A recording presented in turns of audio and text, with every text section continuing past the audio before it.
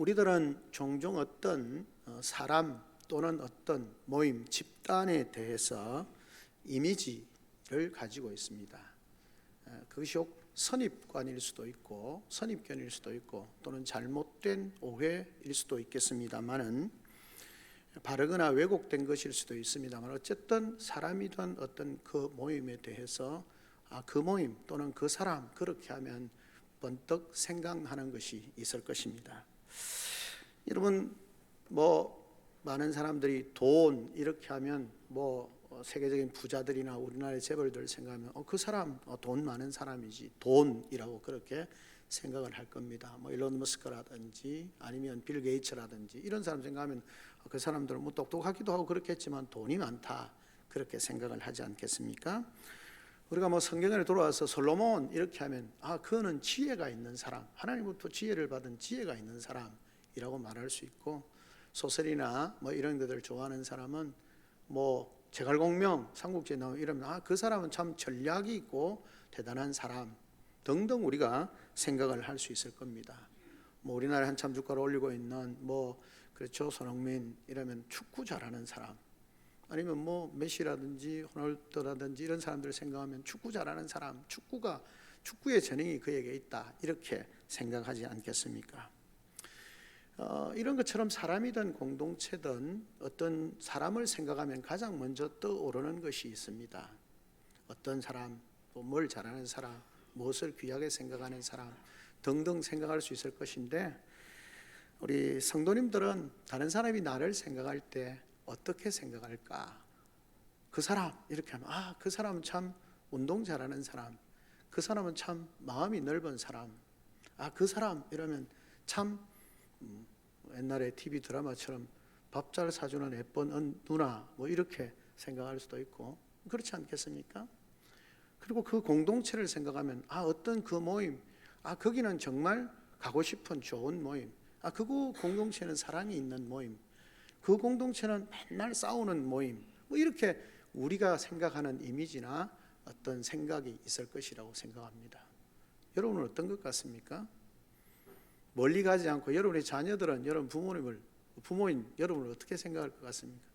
내 자녀들이 아버지를 생각하면 우리 아버지는, 아버지 이러면 게임, 맨날 밤늦게까지 게임하는 아버지, 아니면 엄마 이렇게 하면 맨날 잔소리하는 엄마, 이런 어떤 우리가 이미지를 가질 수 있을 것입니다. 그 이미지라는 것은 굉장히 중요할 수 있는 거죠. 그런 면에 있어서 성도들이라고 하면, 성도 이렇게 하면 사상 사람들이 생각할 때 교회 다니는 사람들, 성도들 이렇게 이야기를 하면 그들이 번쩍 머리에 떠오르는 것이 있어야 되지 않겠습니까? 무엇이면 좋겠습니까? 여러분이 성도들인데 사람들이 여러분을 보면서 성도인 여러분에게 저 사람은 뭐가 있어 라고 그렇게 말하면 좋겠습니까? 여러분을 보면서 저 사람은 참 말을 잘해, 요리조리 말을 잘해, 아니면 어떤 사람은 교회 다니는 사람인데 저 사람은 말만 번지를 해, 이렇게 말할 수도 있고, 그 사람은 교인인데 정말 사랑이 많은 사람이야, 그 사람은 교회 다니는 성도인데 정말 정직한 사람이야. 여러분, 그런 어떤 이미지가 우리 속에 떠올라야 되지 않겠습니까? 그러나 그것보다 더욱 중요한 것은 저 사람은 교회 다니는 사람인데 참 하나님의 말씀을 잘 알고 있고 그 말씀대로 살려고 노력하는 사람이다 라고 인식이 되어진다면 우리의 삶은 참 아름답고 복된 삶이다 생각할 수 있겠습니다. 오늘 우리가 읽었던 본문의 말씀처럼 이 여호사밧이라고 하는 왕이 이 엘리사라고 그렇게 말을 들었을 때 그가 첫 번째 딱 하는 말이 뭡니까? 맞아, 그에게는 하나님의 말씀이 있어.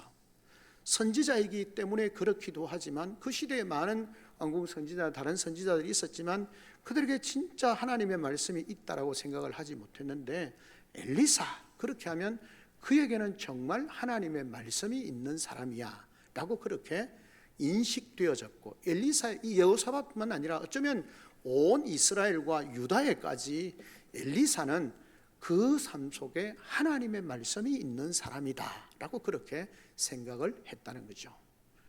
그 하나님의 말씀이 있는 사람, 그 어떻게 하나님의 말씀이 있는 사람이 되었고, 그 하나님의 말씀이 있는 사람이 어떻게 하나님의 역사에 또는 인생에 당면한 문제 가운데 국가적으로 위기를 당하고 있는 그 공동체에 어떻게 말씀이 있는 사람으로서 자신의 역할을 감당하면서 하나님의 역사를 경험하고 하나님의 뜻을 이루고 하나님의 기뻐하신 바 되어졌는가라고 하는 것을 보면서, 우리가 하나님의 뜻을 이루어가는 사람으로서 하나님의 뜻을 이루어가는 교회 공동체에서 우리 교회 가운데 정말 무엇이 있어야 되는가, 또 그것이 있다는 것이 어떤 의미인가를 함께 살펴보면서 하나님께서 우리에게 주시는 은혜를 나누려고 하는 것입니다.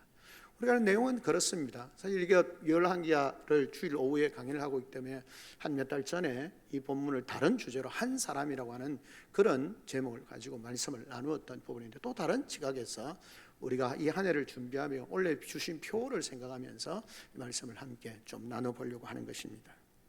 이때는 이스라엘이 유다가 남북으로 나누어져 있던 때였습니다. 우리나라처럼 남북으로 나누어져 있던 때였고, 북쪽 이스라엘과 남쪽 유다가 이렇게 나누어져 있던 나라인데, 상황인데, 사실은 12지파 중에 북쪽 이스라엘이 10지파고 남쪽 유다가 2지파이기 때문에 이스라엘이 외형적으로 보면 훨씬 군사력이나 경제적인 면에 있어서 강성했던 것은 분명합니다. 그런데 이제 이 이스라엘의 왕이, 유명한 아합이라고 하는 왕이 패역한 그런 삶을 살다가 하나님 진노로 이제 죽임을 당하게 되어지는 거죠. 그리고 아합 왕이 죽고 난 뒤에 여호람이라고 하는 왕이 즉위하게 되어집니다. 그런데 이 아합이 워낙 군사적으로도 강하고 그런 상황 가운데서 주변에 있는 모압이라고 하는 나라를 이제 쳐서 종속시켜져 있던, 그러니까 이 모압이 이스라엘에다가 조공을 바치는 그런 상황에 있었습니다. 그런데 아합이 딱 죽고 나니까 이 모압이 갑자기 여호람이 만만해서 그런지 우리 이제 더 이상 조공 못 바치겠다, 너그 말 안 듣겠다, 그렇게 선언을 하고 나온 겁니다. 그러니까 여호람 입장에서는 어떻습니까? 이게요, 우리 아버지가 왕으로 있을 때는 말도 잘 듣고 조공도 바치더니 내가 왕이 되어지니까 거절한다고 기분 나쁘겠죠. 그러니까 어떻게 합니까? 이 요람이 안 되겠다라고 생각하고는 남쪽의 유다 왕이었던 여호사밧을 부릅니다. 이스라엘 다 둘러보고는 유다까지 가서 여호사밧에게 상황이 2차 저차에서 이 모압이 그냥 우리를 배반하고 있는데 이거 손 좀 봐야 되지 않겠냐, 나와 함께 가겠냐, 이러니까 착한 여호사밧 왕이 좋지, 그렇게 갑시다, 그렇게 이야기합니다. 근데 이 유다 왕만 그런 게 아니고 그 옆에 있는 에돔 왕도 우리도 같이 갈게, 그렇게 해서 세 왕이, 세 나라가 이 모압을 치기 위해서 그렇게 이제 군사를 모으고 출정을 하게 되어집니다. 출정을 하게 되어졌는데 힘을 모아서 이제 갑니다. 그런데 7일길쯤 가다가, 아마 짧지 않은 거리겠죠, 7일쯤 갔는데 갑자기 문제가 생기게 되어졌습니다. 왜냐하면 7일의 군사를 따라가는 그 가축을 먹일 물이 없는지라, 물이 없게 되어집니다. 현실적인 가장 심각한 문제가 생겼습니다. 왜냐하면 우리가 아는 것처럼 그 땅은 물이 풍성하지 않는 땅입니다. 많은 군사를 이끌고 그 군사들과 함께 짐을 나르는 가축들과 짐승을 이끌고 가는데 물이 없으니까 견디지 못하는 겁니다. 상황이 어려워진 상황입니다. 그러니까 이제 중요한 결정을 해야 될 상황입니다. 더 이상 올라갈 거냐, 아니면 다시 돌아갈 거냐, 어쨌든 중요한 결정을 해야 되는 그런 딱 물 문제가 그들의 진군에 발생을 하게 되어지는 것입니다. 물이라고 하면 지금 우리 입장에서는 물 가서 사 먹으면 되지, 물이 주변에 있는데, 우리가 아는 것처럼 팔레스타인 땅은 물이라고 하는 것은 생명이라고 할 만큼 굉장히 중요한 요소였습니다. 그런 상태에서 그 중요한 문제가 대두가 된 것이죠. 그런 상황 가운데서 어떻게 되어집니까? 이 상황이 딱 직면하게 되어지니까 여호람이 첫 번째 하는 말이 뭡니까? 불평을 합니다. 하나님께서 우리 세 왕을 불러가지고는 모압 왕에게 그냥 넘기시기 위해서 우리를 부르셨다, 모으셨다, 그렇게 말합니다. 여러분, 하나님이 그들에게 이 모압을 치라고 너희가 함께 힘을 모아서 하라고 한 거 아니잖아요. 여호람이 자기 자존심 상하거나 자기 어떤 국익 때문에 이 유다를 부르고 유다 왕을 부르고 모압 왕과 함께 이 모압을 치러 가는 것 아닙니까? 어디에서 하나님께서 그들에게 그 일을 하라고 하셨습니까? 아닌데 문제가 딱 발생하니까 뭡니까? 하나님께 탓을 돌리는 겁니다. 이 문제에서 벗어나고 싶은데 자기가 주도해서 그 일을 했는데 문제가 딱 발생하니까 어떻게 합니까? 하나님께 책임을 전가합니다. 하나님이 우리를 불러 모아가지고 모압 왕에게 그냥 넘기시기 위해서 우리를 불렀다, 그렇게 말하는 거죠. 여러분, 인생은요, 어떤 문제가 생기면 제가 그때도 말씀드린 것처럼 핑계거리를 찾고 자기의 책임을 전가시킬 무엇인가를 찾습니다. 근데 요람은 알잖아요. 뭐 여호사밧이 가자 한 것도 아니고 에돔 왕이 가자 한 것도 아니고 자기가 가자 했거든. 그러니까 자기가 여호사밧에게 핑계도 안 돼, 에돔에게도 핑계가 안 돼. 그러면 누구에게 핑계가 됩니까? 하나님. 하나님이 우리를 죽이시려고 이렇게 했구나. 여러분, 하나님이 하신 적이 없잖아요. 자기들의 욕망을 따라서 살다가 자기들의 자존심 때문에 살다가 어려움을 당하면 하나님 왜 내게 이런 어려움을 주십니까? 왜 이런 고통을 주십니까? 그리고 하나님을 원망하는 거예요. 인생에 어려운 문제를 생기면 원망하고 불평할 대상을 찾고 책임 전가할 대상을 찾습니다. 그리고 거기에다가 책임 전가를 하고 자신은 도망가려고 하는 거죠. 그런 사람이 어려운 문제가 생기면 필연적으로 있습니다. 그런데 그에 대해서 누가 있습니까? 여호사밧이 있습니다. 사실은 여호사밧은 어부지리로 따라가다가 지금 어려움을 당한 상태거든요. 그런데 여호사밧은 문제가 생기자 제일 먼저 하는 게 뭡니까? 하나님께 물어볼 수 있는 선지자가 있느냐라고 묻습니다. 문제가 생기면 원망이나 불평이나 어떤 대상을 찾아서 책임 전가하려고 하는 것이 아니라 내가 적극적으로 했던 소극적으로 했던 문제가 생기면 하나님께 물어보자. 우리의 삶의 주인이신 하나님께 물어보자.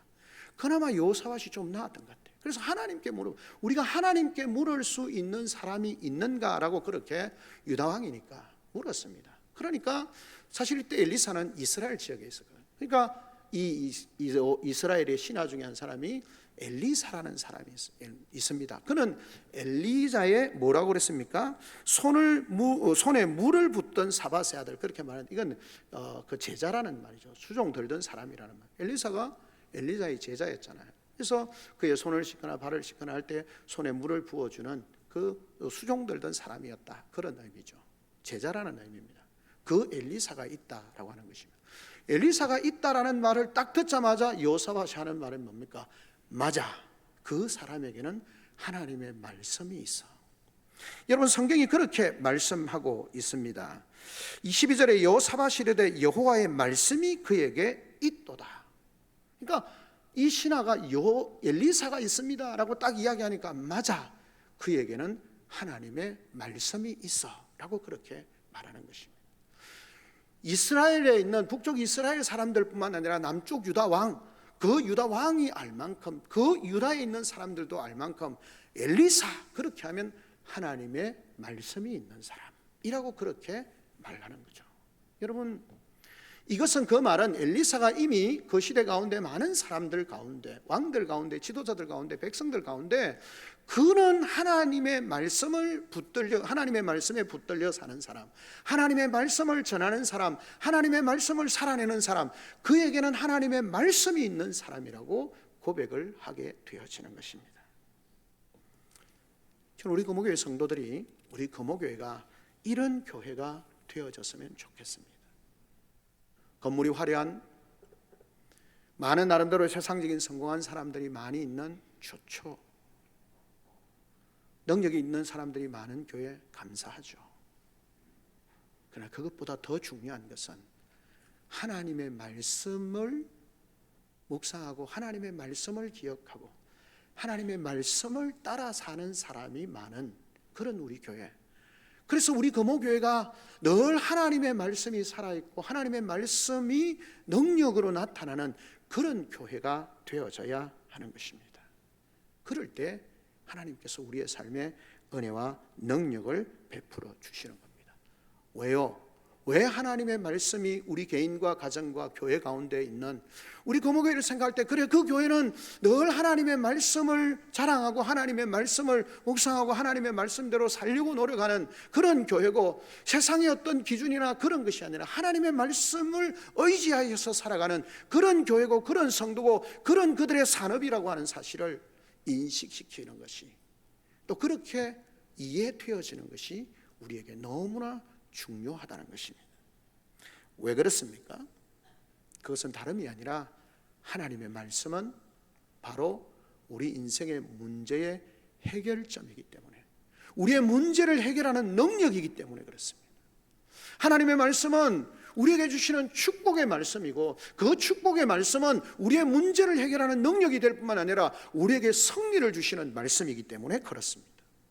오늘 본문의 말씀을 보면 이렇습니다.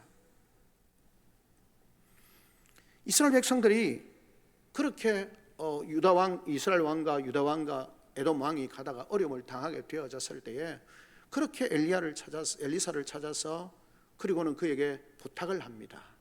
어떻게 해야 될지 하나님께 물어보라는 겁니다. 그러니까 엘리사가 어떻게 합니까? 검은 고를 타는 사람을 불러오라는 겁니다.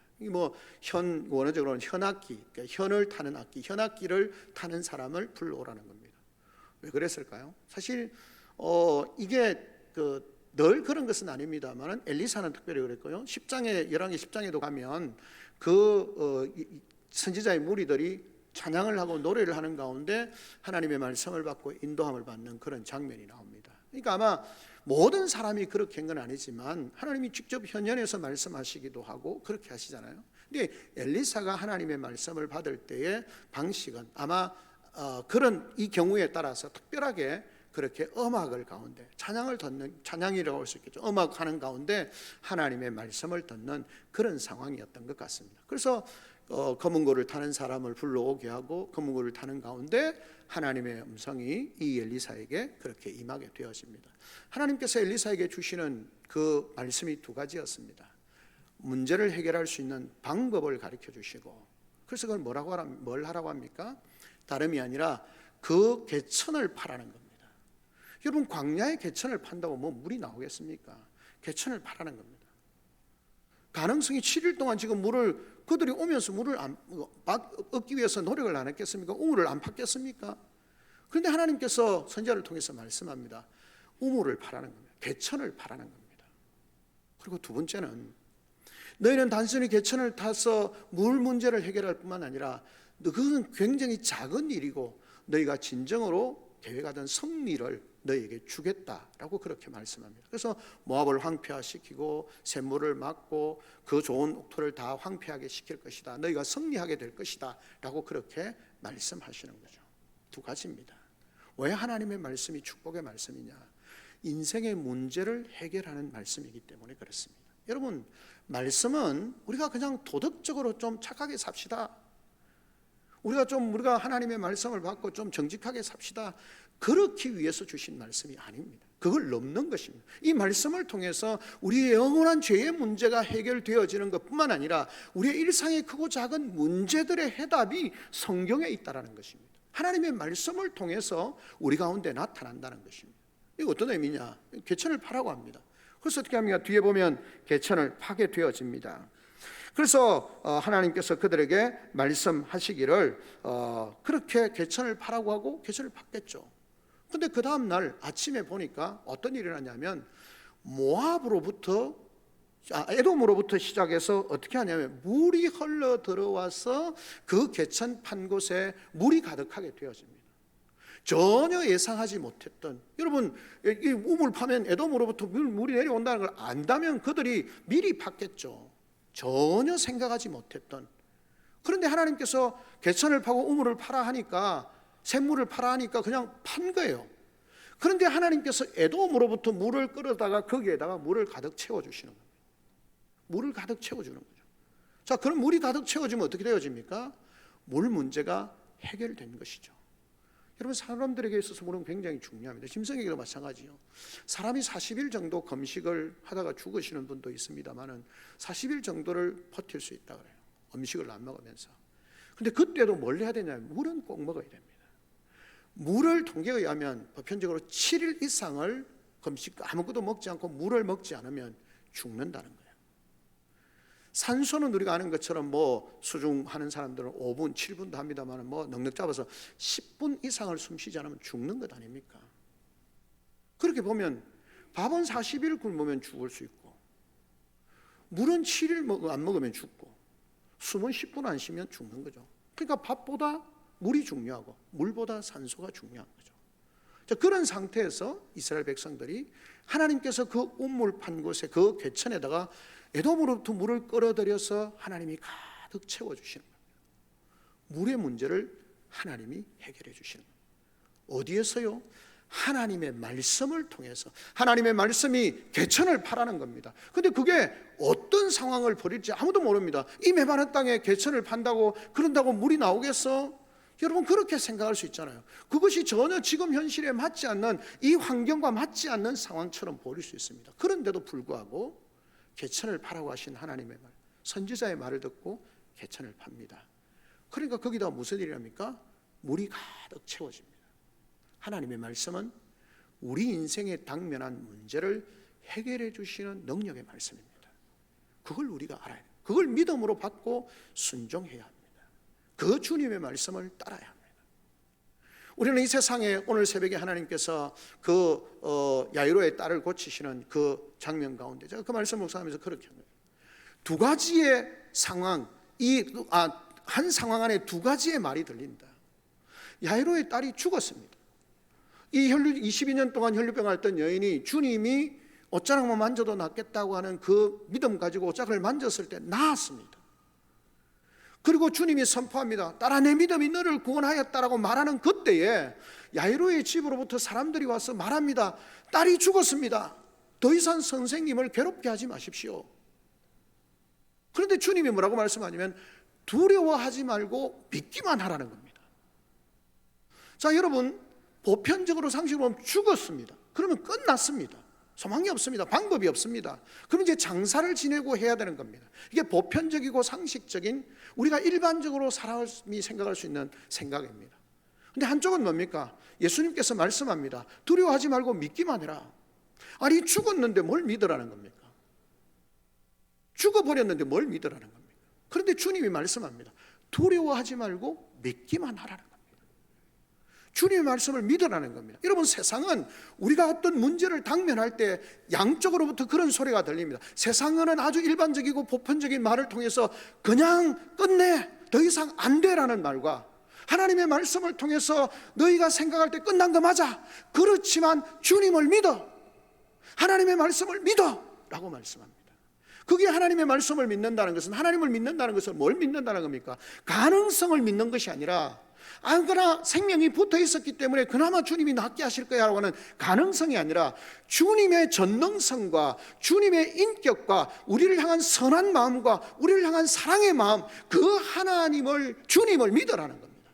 그러면 그곳에서 하나님의, 주님의 능력이 나타난다는 겁니다. 세상은 우리에게 하나님의 말씀을 불신하도록 만듭니다. 상황이라고 하는, 세상의 일이라고 하는 것, 내가 직면하고 있는 보편적인 세상의 원리를 통해서 하나님의 말씀을 신뢰하도록 하는 그 삶을 무너뜨리려고 합니다. 안 돼, 죽었어, 끝났어, 이미 불가능해.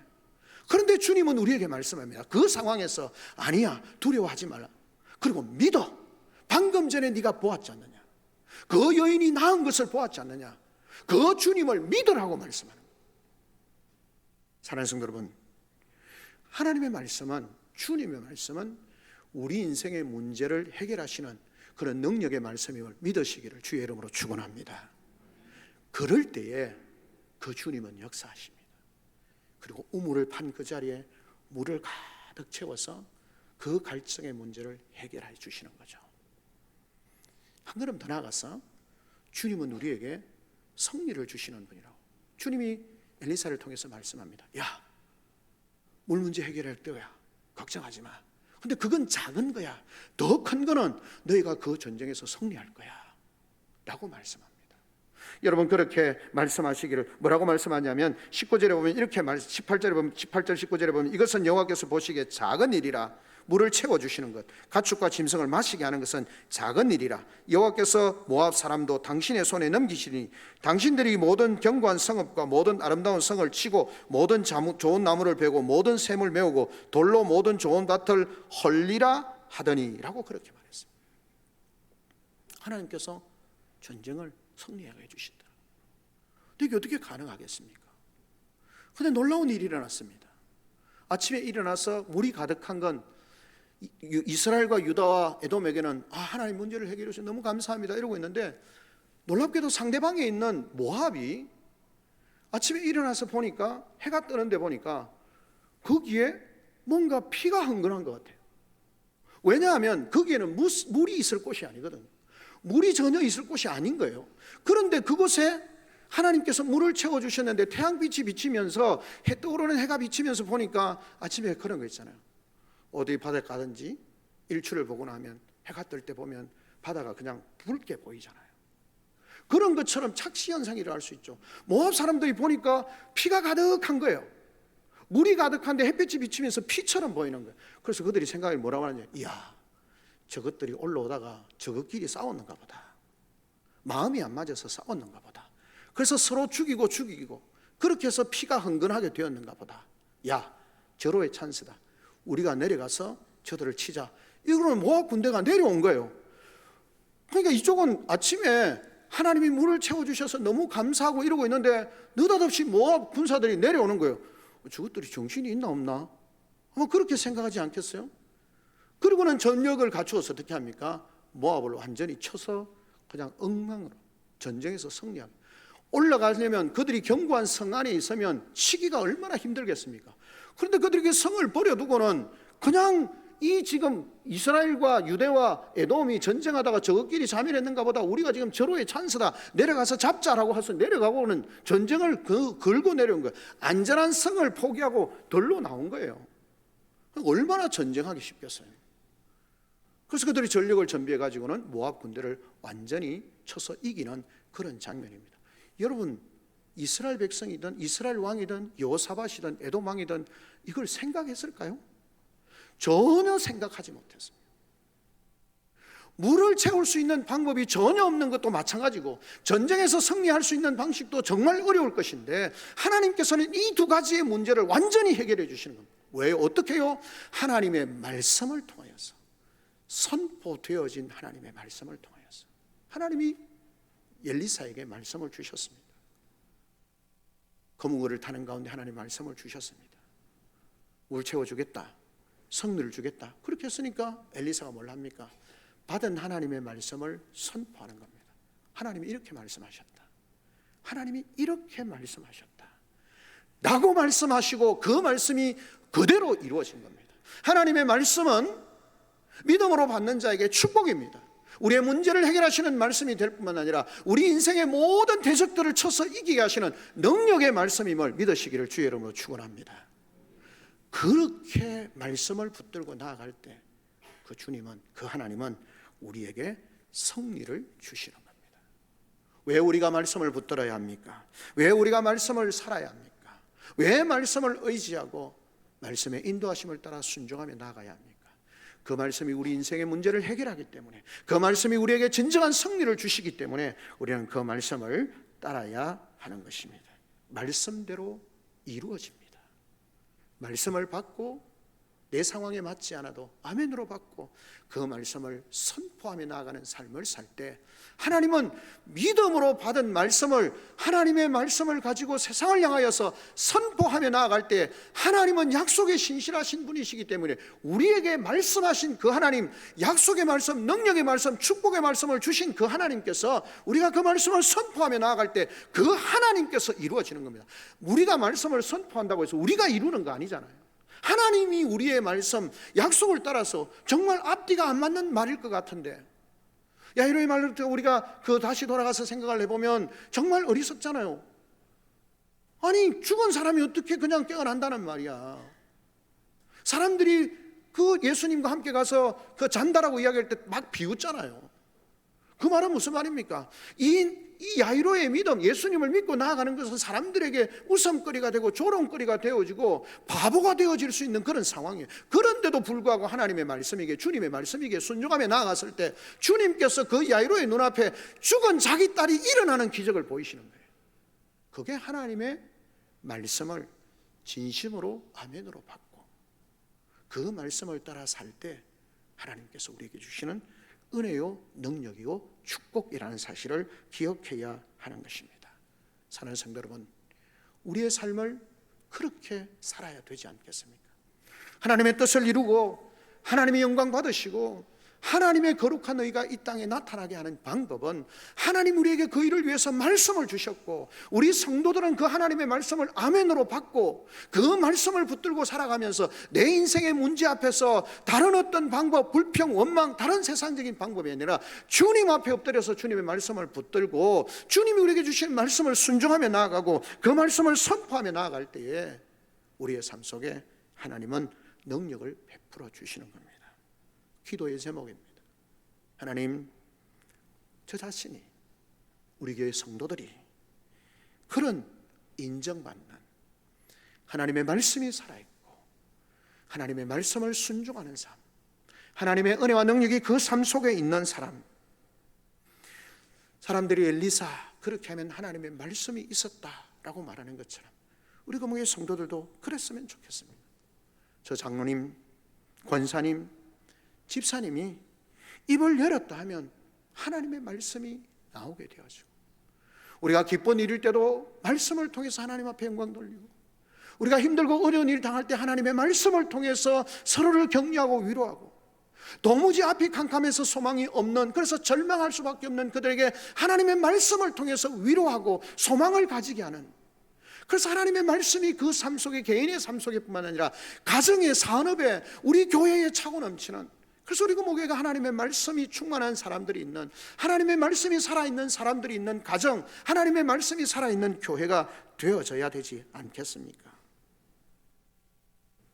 사랑하는 성도 여러분, 영성은 늘 하나님의 말씀과 연결되어 있습니다. 그리고 늘 하나님의 말씀이 가까이 하고, 말씀을 가까이 하고 묵상해야 합니다.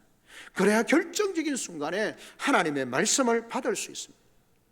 엘리야처럼 우리가 무슨 환상 중에 그냥 경검을 타다가 그런 게 되지 않더라 할지라도 하나님의 말씀을 통해서 우리가 받는 거죠. 그 시대와는 다르게 우리는 어떻게 해야 됩니까?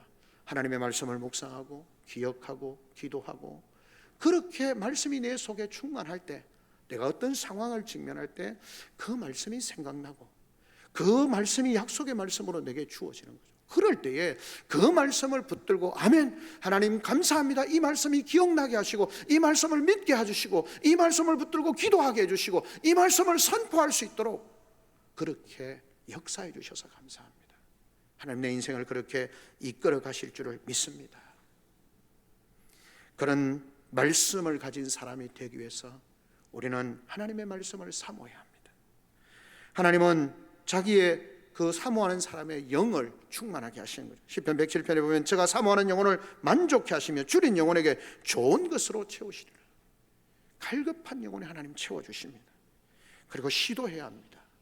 하나님의 말씀을 받기 위해서 시도해야 합니다. 이 엘리사가 그렇게 현금 타는, 검은고를 타는 사람을 불러서 그렇게 하나님의 말씀을 받기 위해서 노력했던 것처럼 우리는 날마다 말씀을 묵상하면서 하나님의 말씀이 내 삶에 기억되어지고 내 삶을 지배하도록, 내 삶을 인도하도록 그렇게 해야 됩니다.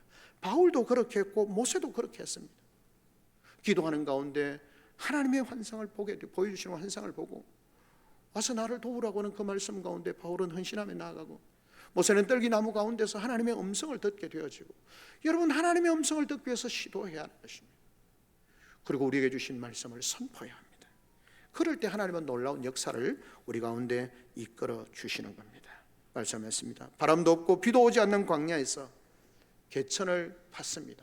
말씀을 따라서 물이 고일 것이라고 하나님이 주신 말씀을 선포했습니다.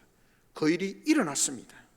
전혀 뚱딴지 같은 이야기지만 선포했을 때 그 일이 이루어졌습니다. 하나님께서 너희로 하여금 전쟁에 승리하게 하실 것이다. 정말 이게 가능할까라고 하는 상황이지만 선포했습니다. 하나님이 놀랍게 그 일을 이루어 주셨습니다. 하나님은 믿음의 사람의 입술로 선포하는 하나님의 말씀을 책임져 주시는 것입니다.